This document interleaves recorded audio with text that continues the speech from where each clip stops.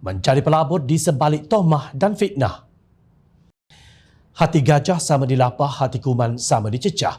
Tanpa mengenali erti penat dan lelah, tanpa menghiraukan tomah dan fitnah, Perdana Menteri Datuk Seri Anwar Ibrahim tetap berkata bila bercita-cita untuk menjadikan Malaysia sebuah negara kuasa ekonomi dalam tempoh 5 hingga 6 tahun lagi.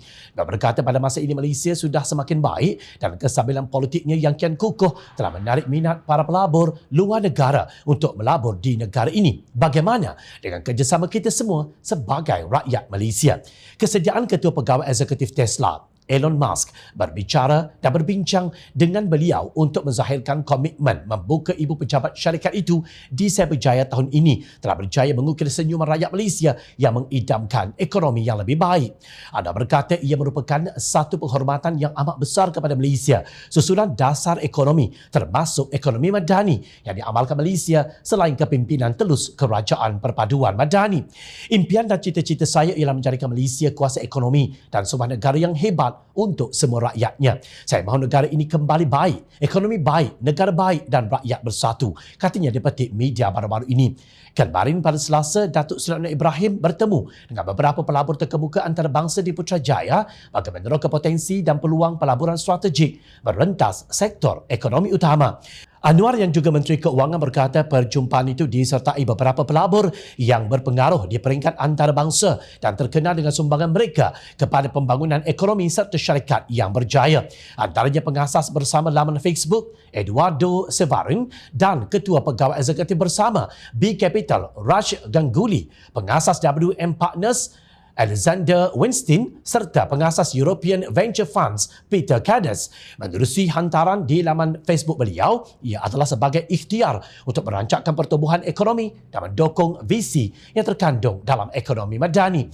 Kebijakan ekonomi madani adalah sebuah kerangka wahana yang jelas dan komprehensif bagi memungkinkan sebuah tatanan atau sistem ekonomi negara yang mampan dan terangkum sebagai usaha dan upaya kerajaan dalam meningkatkan tahap-tahap kesejahteraan seluruh rakyat Malaysia. Visi ini menekankan peri penting penyertaan sektor swasta dan para pelabur untuk memacu pertumbuhan ekonomi, menggalak daya inovasi dan juga mewujudkan peluang pekerjaan yang berkualiti serta berdampak tinggi, katanya. Anwar menambah kehadiran mereka bukan sahaja menunjukkan keyakinan terhadap kerajaan perpaduan dan prospek ekonomi negara, malah membuktikan Malaysia mempunyai daya tarikan sebagai destinasi pelaburan antarabangsa. Perdana Menteri turut berkata perjumpaan yang seumpama itu membuka peluang untuk beliau dan para pelabur terbabit berkongsi pandangan, pendapat serta meneroka kerjasama bagi mencapai matlamat ekonomi negara. Perbincangan kami turut menyentuh soal peluang bagi meneroka pelaburan dalam sektor utama seperti teknologi dan inovasi, tenaga yang boleh diperbaharui, pembangunan infrastruktur, pelancongan serta hospitality dan pembuatan, katanya. Dia berkata sesi berkenaan turut berkisar mengenai usaha memupuk persekitaran bagi menggalakkan pelaburan langsung asing, memperkemas peraturan dan proses serta meningkatkan tata kelola selain memastikan kemampanan jangka panjang.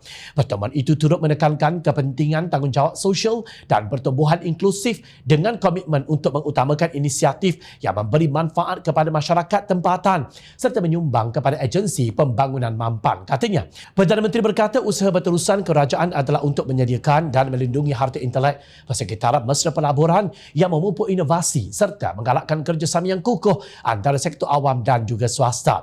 Saya turut membuka ruang untuk para pelabur mengenal pasti peluang pelaburan yang sejajar dengan matlamat strategik di samping memenuhi keperluan masyarakat yang merupakan asas untuk potensi kerjasama dan pelaburan yang akan memberikan manfaat ekonomi yang besar untuk Malaysia dan rakyatnya, katanya.